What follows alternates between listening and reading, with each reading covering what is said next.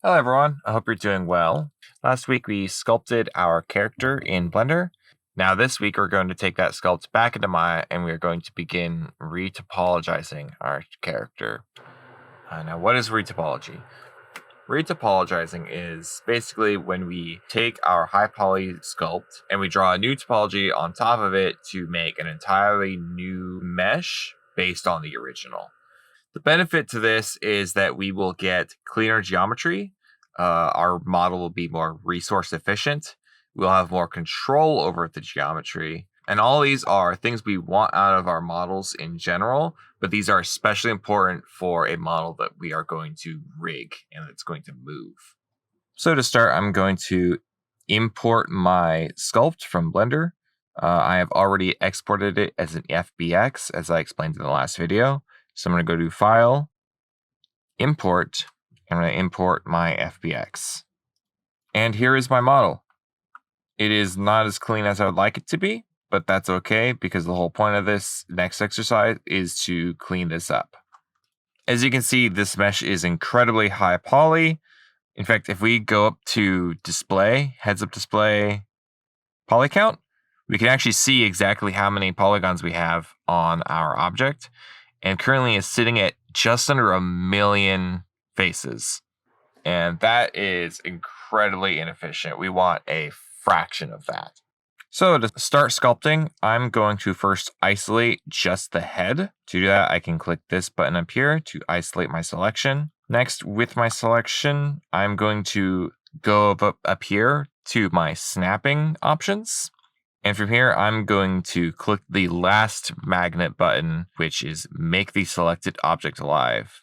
Now, what that does, it basically turns the surface into a magnet of sorts, which vertices, whenever moved or created, will snap to the surface of it.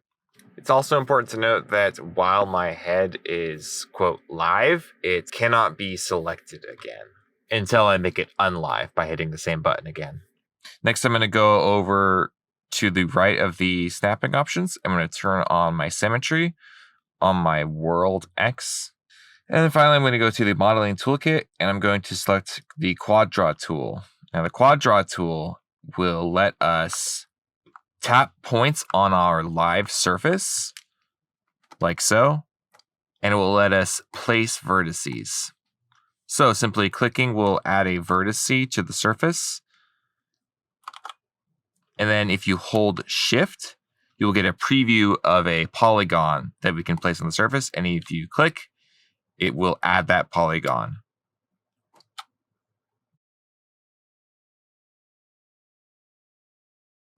If you prepare a line of vertices like this, you could even hold shift and then simply click and drag down. Then you'll make a whole row of polygons. You can also do extrusions from an existing face. If you hold tab, you can then grab an edge and drag out to make an extrusion. If you hold tab and use the middle click instead of the left click, you can extrude out an entire line of faces, like so. And that way you can cover a lot of surface area very quickly. If you click on specific components of your surface, you can move around vertices, you can move your lines, you can move your faces around. As things get messy though, you can always go back and hold shift and then drag your mouse along the surface to smooth out vertices. And this can be done either in the surface or if you start on the edge. If you make a mistake and you want to delete something, you can hold shift and control and then click on the component you want to delete. This works for vertices and it works for faces as well. Once you have some geometry, you can then go back and hold control to then add edge loops to existing faces, which can also be deleted if you hold shift and control and then click them. While you're working with this, at some point you'll want to connect two vertices together. This can be done as simply as dragging one vertice close up to the other, and they will automatically weld together. You can do this while you are extruding as well. If you want to create a line of polygons, you can hold tab and then click in an empty space and drag, and you'll make a whole line of them. Be mindful of the angle at which you are doing this from, however, as you can get some pretty strange deformations if you're not drawing from a straight on angle. If you want to change the size of your lines of faces, you can hold tab and then click and drag middle mouse to either expand or shrink your face size. Now, we're certainly not done yet, but once we are done, you can exit out of the quad draw tool, and you'll find now that you have a new object resting right on the surface of your live object. You can find that it's in the outliner as well. It just starts with the name poly surface. I'm going to give it a new name, and we can move it around, but we want it to remain there for now. If you were to move the actual vertices in the component mode, they will snap back to your surface because my Make Live is still on. So just be careful and be mindful of when Make Live is on. You can always turn it off, and then your vertices will no longer snap to the surface. But for now, I want to keep this right where it belongs on the surface of the head, because we are going to retopo this until we get down to about the neck. So those are the basics of the quad draw tool. So we can start to get into retopologizing our character. There are a couple things we need to keep in mind, however, as we retopologize our character so that it can have nice, clean movements in the face. In particular, we need to pay attention to how we are retopologizing the eyes and the mouth, because those are going to be opening and closing. That's where we're going to be seeing a lot of movement, and we need to have particular geometry to support that movement. So the trick for the eyes is we want to have clean loops going in a circle around the eyelid.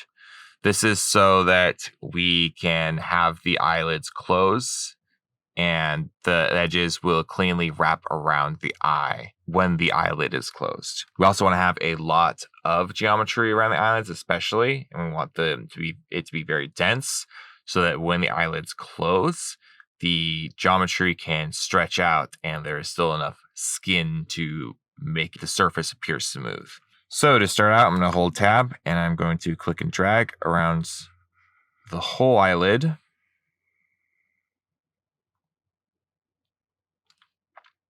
I'm going to do it again on the bottom.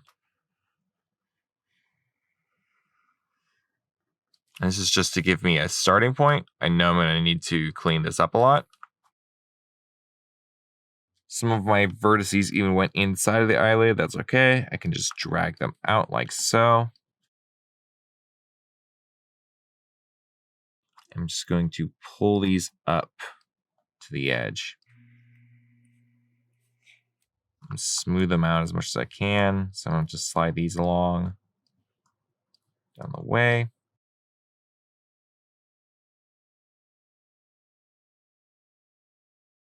I want to weld these vertices in the corner because I want multiple full edge loops going around the eyes.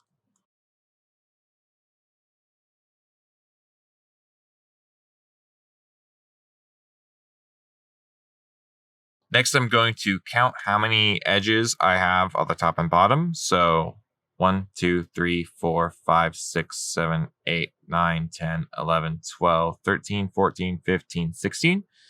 And 1, 2, 3, 4, 5, 6, 7, 8, 9, 10, 11, 12, 13. So I have a lot more edges on the top side than the bottom side. I don't think you necessarily have to have an exact number, but I've found that it helps keep things clean if the number is the same on the top and the bottom. So I'm going to go ahead and add an edge loop here, here, here. I'm going to manually smooth this all out.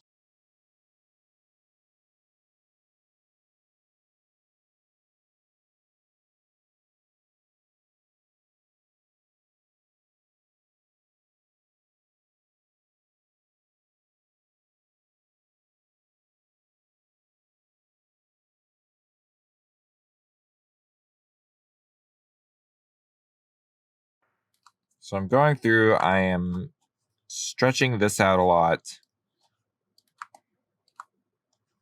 with the whole eyelid.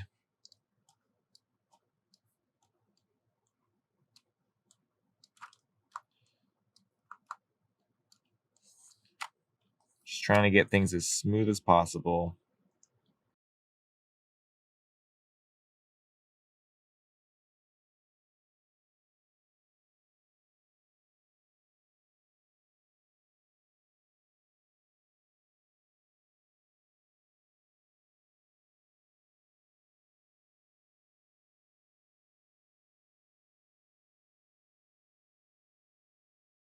So I've gone over the whole eyelid, and I've stretched out these faces, and now I'm going to add edge loops to give it more density. How many edge loops you need really kind of depends on the character.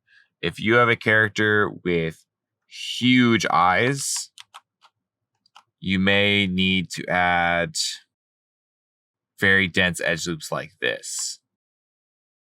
My character's eyes are not that big, but I'm still going to be having pretty dense eyelids. I think this should be enough for now. I might find later on, as I'm rigging, that I need more geometry. And this is a pretty small change that I can make if I'm not too deep into the rigging process later on. But it's something I don't really want to deal with necessarily. So if you're unsure, better play it safe than sorry and just give yourself an extra edge loop or two.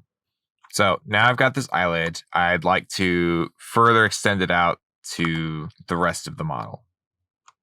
And luckily, I can extrude whole loops, as we covered before. But if I just extrude with default settings, using Shift and middle click, it all extrudes in the same direction. And that's not particularly helpful to me.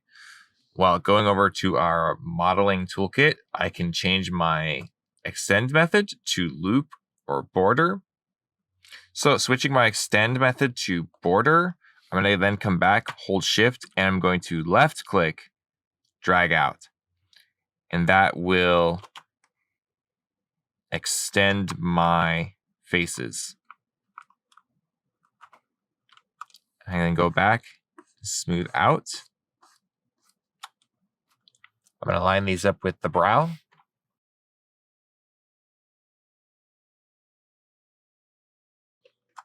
Next, I'm going to move on to the mouth. And the mouth is a similar process to the eyes. I'm going to start on the very inside of the mouth. Give myself some vertices going this way. Do the same thing on the bottom.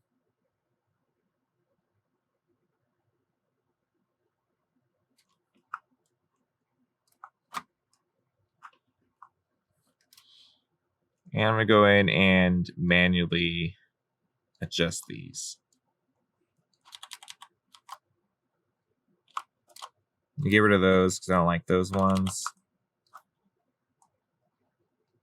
I don't like these faces because I have crossed over the symmetry and it's having some weird effect. It's important with our model to make sure that the mouth is just ever so slightly open, because we are going to be rigging this and we want to be able to distinguish where the lips separate.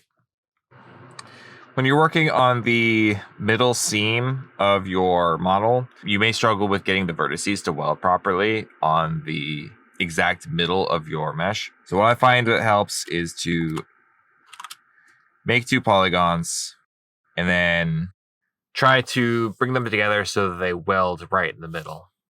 You might need to do this a couple times. Press until you get them to snap together like that perfectly. And then you can move it back into position. Just be kind of mindful of how this is happening. And there, like that. Those are symmetrical. So like with the eye, I'm going to start spreading out my outer loop. Careful not to weld your mouth together.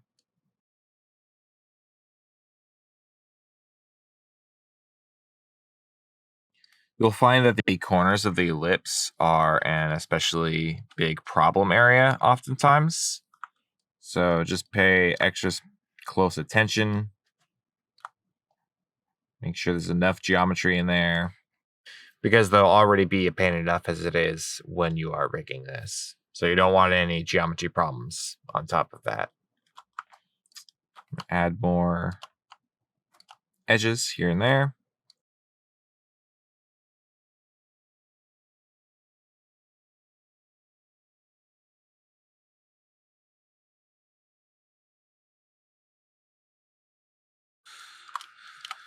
Once I'm pretty happy with that, I'm going to do the same thing with the eyes. I'm going to come in and add edge loops. The density going around this way is not quite as important, because in the instance of the mouth, it's going to be opening rather than closing from this position. It's still going to be making a lot of complicated movements, but it's not the same as with the eyes, where they are closing and they need so much more geometry. So it's okay if there's a little bit less. And I'm going to extrude out. Smooth a lot of this out.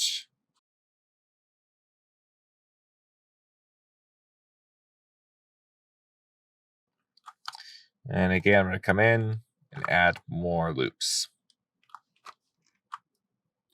So those are your two main problem areas, but it's good to kind of keep this sort of design sensibility in mind for the rest of the mesh.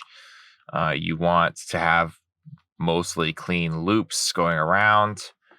You want still pretty decently dense geometry around the whole thing, because the face will move and articulate in a lot of different ways. And you want to have enough geometry to accommodate for those movements.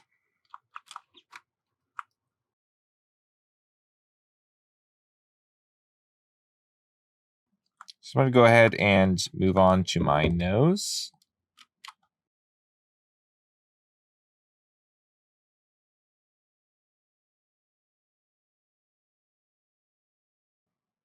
Now, as I move on, I'm going to start running into little problem-solving issues such as this.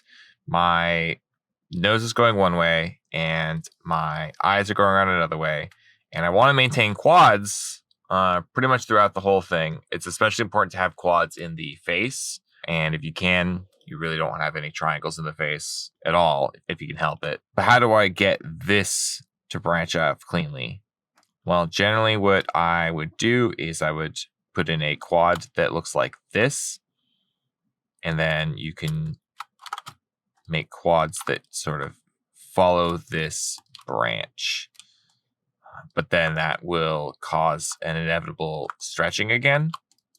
So at some point, you'll need to come in and make another one of those. So it's just a matter of being mindful of when you need to branch your paths and how you're going to do it. So as I work my way through this corner of the nose, I kept running into a lot of indecision about how I really wanted to set up this geometry. And this is really to be expected with how the retopology process works. It's kind of about trying different things and seeing what works and what doesn't, and just working out the problem until you get to a solution that looks clean and works for your purposes.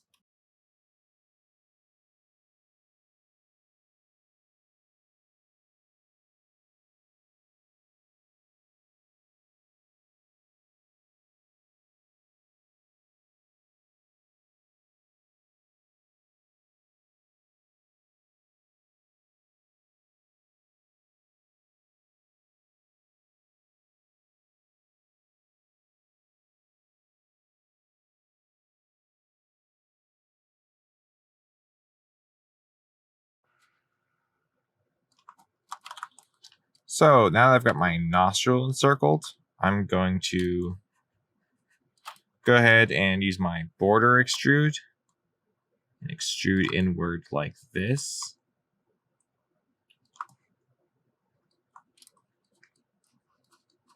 Going back, smoothing things out as I go. It's really tight in here. But thankfully, no one's going to really be looking up the nostril, hopefully. So it doesn't need to be perfect in here. I just want to relax it. And eventually, we'll get to a point where I feel good with it. Start adding quads in. To kind of cap it off in the middle. And add some more geometry. That. Smoothing around.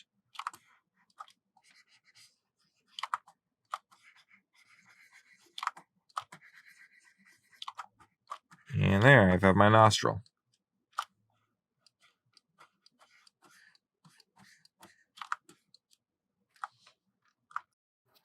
As I spread out into the cheek area, I don't need to be quite as concerned about having really, really dense geometry. I still want to have decently dense geometry because the cheeks are going to be moving, but it is not going to be with as quite a fine detail as the lips or the eyelids.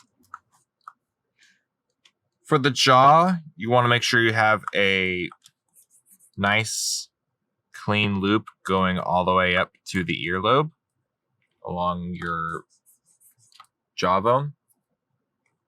This will be important later for the rigging process.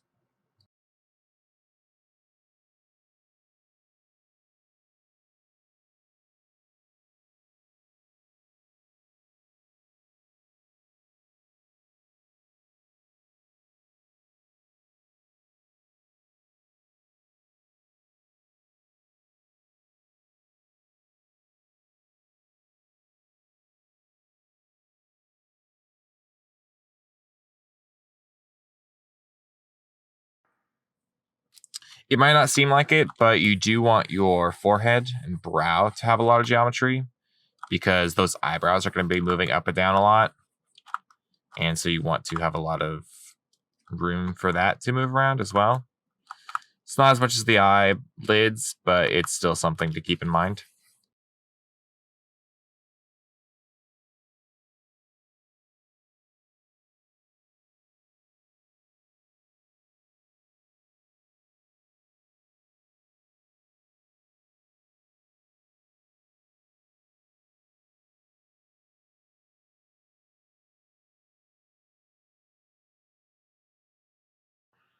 So as I start to move towards the back of her skull, I can really start to reduce how much geometry I am using because it's going to be covered up by her hair and the back of the skull really isn't going to be deforming that much or at all as she's animating. So there's no reason to have all this extra geometry there when fewer polygons can do just as well. And when you're modeling, especially a rigged character, efficiency is key. And that's doubly so if this were a game character, for example.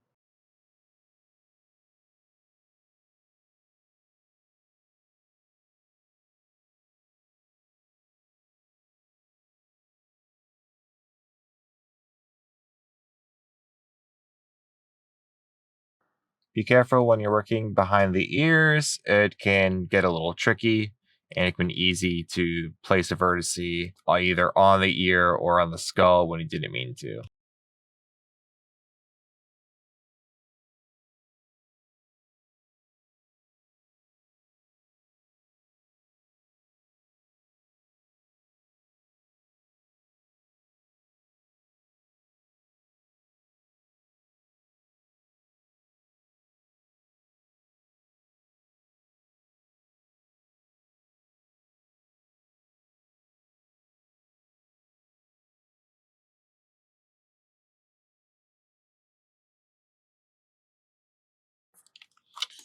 Your goal as you start working your way down from the jaw and into the neck is to try to get just as even as you can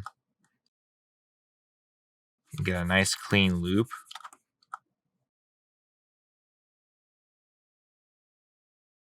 Your goal with the neck is to just try to get as even as you can with this last loop.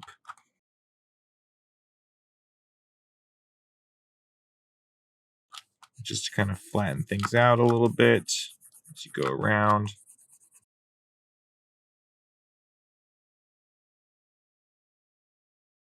Here, I didn't like how the faces weren't making a clean loop around the ear, so I deleted some things and restructured it so that I have a nice clean loop right around that part where the ear connects to the skull. And then I just had to add a bit more geometry around the back of the skull. I also really didn't like how messy this spot was, so I've decided to delete some of these faces and try and see if I can redo this in a way that looks a little bit cleaner. Even though it's pretty hidden, it's still nice to try and have at least somewhat clean geometry in those hidden spots.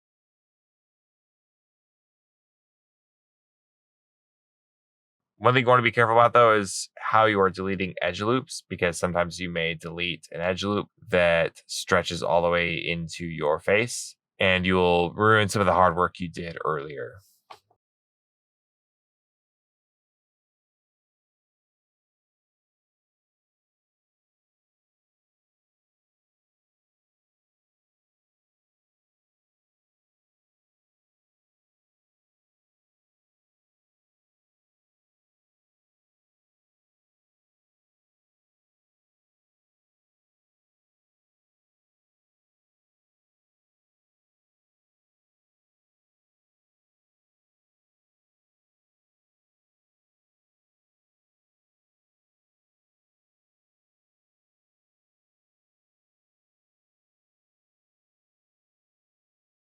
Here I move on to one of the more challenging parts of modeling a character, the ears. Though, unlike the mouth and the eyelids, there's not a particular way you absolutely need to model these because the ears are not going to be deforming unless you have a character that has some sort of physics simulation on your ears or some kind of control on your ears. But most likely, if they're just human ears or something human adjacent, there is not any special treatment you need to give them. They're just very high detailed and intricate, and given their proximity to the skull, it can be a little bit tricky to be placing geometry so close to the rest of your head. So when you're working with the ear, just have patience with yourself. It'll probably take a little while, but you will get there with time.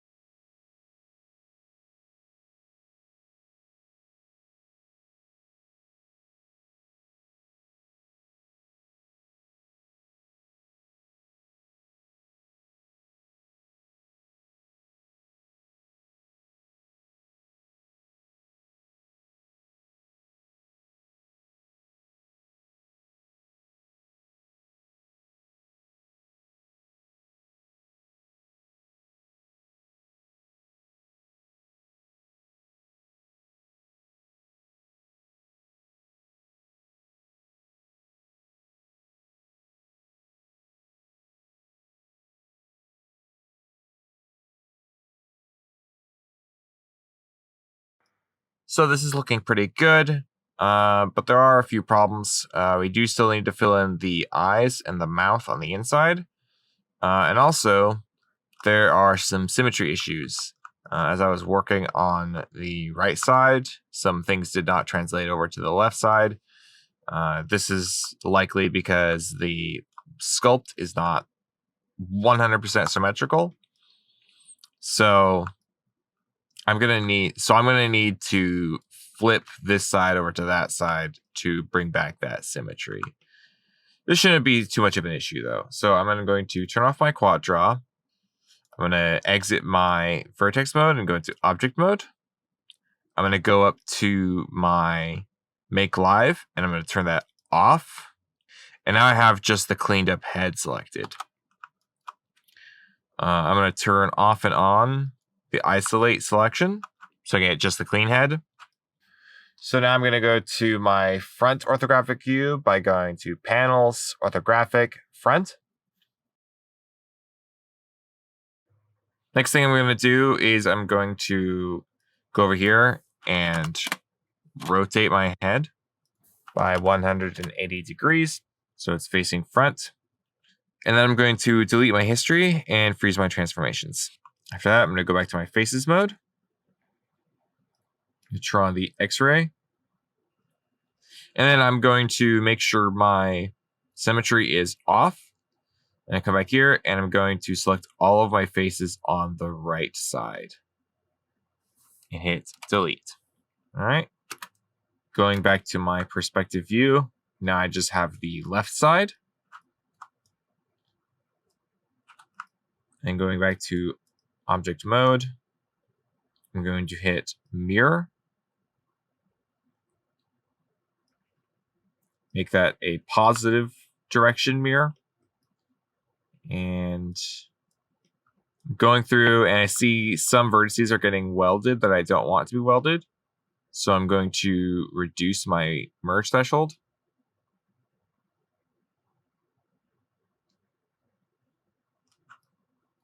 And I just want to double check all through my mesh and make sure there's no weird merges. And that looks clean. I'm going to hit Q to return to selection mode.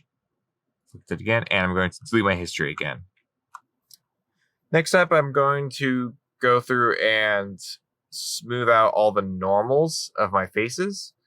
As you can see, my whole head looks very blocky. You can see every polygon. Each one has a very hard edge. So what we can do is we can go to our edge mode, select all our edges, and then hold shift right click, go to smooth and soften, and soften the edges. And what that does is it smooths out all the normals so that all the faces blend together smoothly. Next up, I'm going to go into my eyelids and I'm going to model out the whole eye socket. So to do that, I'm going to start by selecting this whole edge right here. I'm going to hit extrude. And while I do this, I'm going to turn off my isolate select so I see my eyeball. And I'm going to bring it to about where it meets the eye. It's not perfect, but we can adjust it.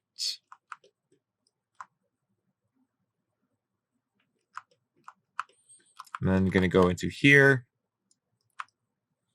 just make little adjustments to this corner of the eye. Kind of eyeballing it, no pun intended.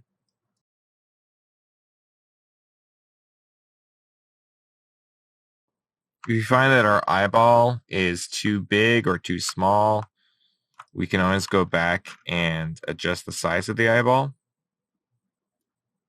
or its positioning. I've already done that for my eyes, but I may decide to go back later and make more adjustments to the size of the eyeball, especially as I go back and actually model out the cornea and the iris and all those other little details. We can keep fine-tuning the lid later on, but right now I'm going to build out the rest of the eye socket. So, isolating my selection again, I go to the inside here. I'm going to select the innermost edge. Once again, I'm going to extrude using my thickness. A little bit of offset. I'm just going to hit G and repeat this a few times. I want pretty dense geometry, just like on the outside. In fact, I probably want as many loops on the inside as I have on the outside up to this crease. So that's 1, 2, 3, 4 sets of faces. So I've got 2, make it 3, 4. And I'll add more to this as well. But that's just what I want to start with. Next, I'm going to turn off my isolate select. Turn on my X-ray. Go to object mode and select my eyeball. I'm going to make the eyeball my live surface now. Then going back to the head, I'm going to select this loop of vertices. I'm going to press Shift period to then extend my selection out to just before this edge, sort of the lip, where the lip ends. Make sure you have both of your eyes as one object and they're both live. A second ago, I made the mistake of having just one side of this, and it caused me some problems. So make sure you have 2 eyes and they're both live so that you can work symmetrically. Then once your eyes are live, you can then grab your vertices and just move them back. And they will all snap to the surface of your eye.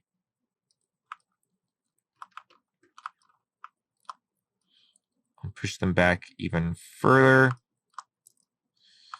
And I'm going to hold Shift right click and average vertices.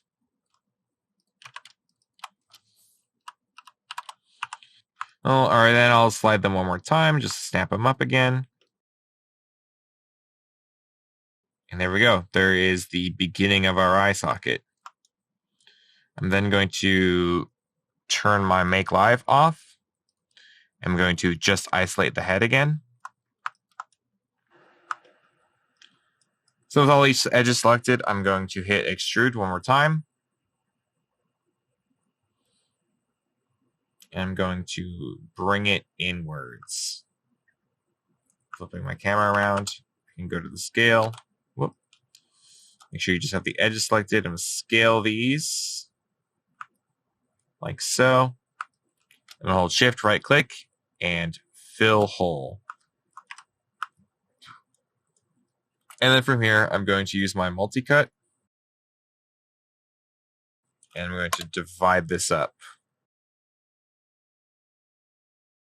until it's all quads.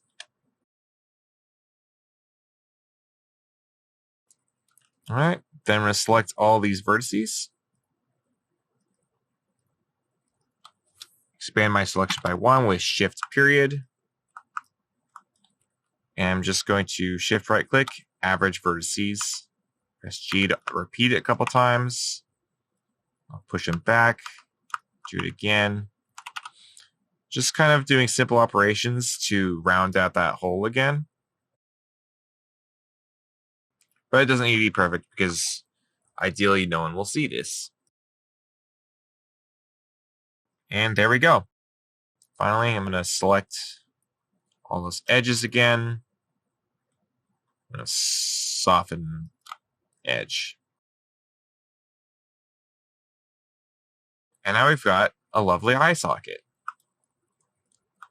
And now we're going to move on to the mouth. And it's going to be a similar process here. We want to build out the whole inside of the mouth. We're not going to worry about teeth and gums right this moment, and a tongue. We're just going to worry about like the cavity of the mouth itself. So I'm going to select these edges. And like before, I'm going to extrude. And I'm going to grab these vertices and just pull them out more. And I'm just going to continue to extrude this.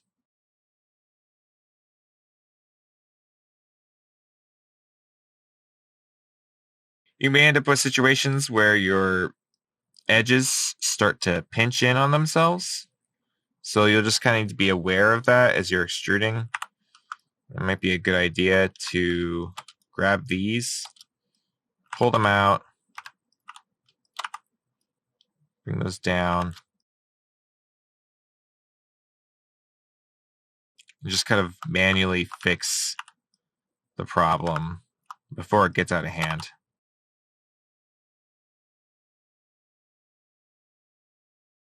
I'm going to go ahead and slide some of these vertices over. Remember, you can slide components without moving them too far out of place by holding Shift and Control before you move them. It can help to turn on your X-ray. The inside of the mouth is particularly frustrating just because you are trying to work from within the model, and it can be really hard to see what you want to see. At this point, I think I'm going to stop using the extrude tool. Instead, I'm going to hold Shift and extrude with the move tool. It's a subtle difference, but it's going to let me extrude straight back without having to worry about my vertices crossing over each other. And so the goal here is to make a wide space in the mouth where your tongue and teeth can sit. But then as you start moving closer to the back of the throat, you are going to taper back in, and then you are going to bend down and go down the neck. And the idea here is you just want to go far enough that you will never see the end of it. So you don't even need to close off this hole. You just need to have it go far enough in that no one will ever see it. And going back to the mouth, just make sure that you give yourself enough space for the teeth and the tongue and all those things that you're going to put inside the mouth later on.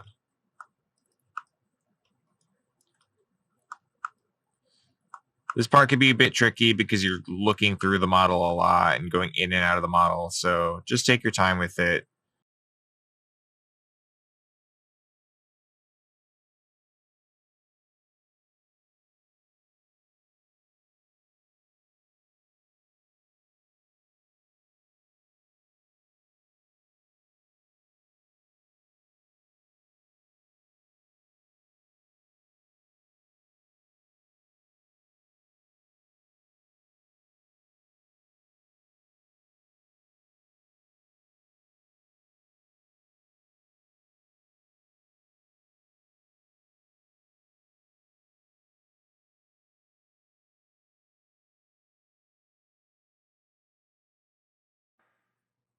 In the end, how big your inside of the mouth needs to be depends on your character. Some characters might have really big teeth that you really need a lot of room to fit. Some might not. Don't be afraid to, again, change this later on if you find that it is not big enough to fit your teeth. And that's as far as I think I'll take this for this video.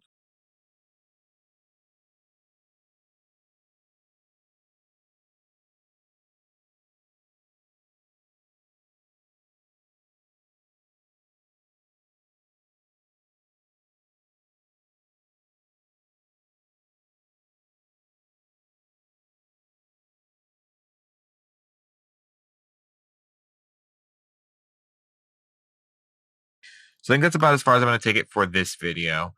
If your character has hair like mine does, you'll want to do the same process for the hair.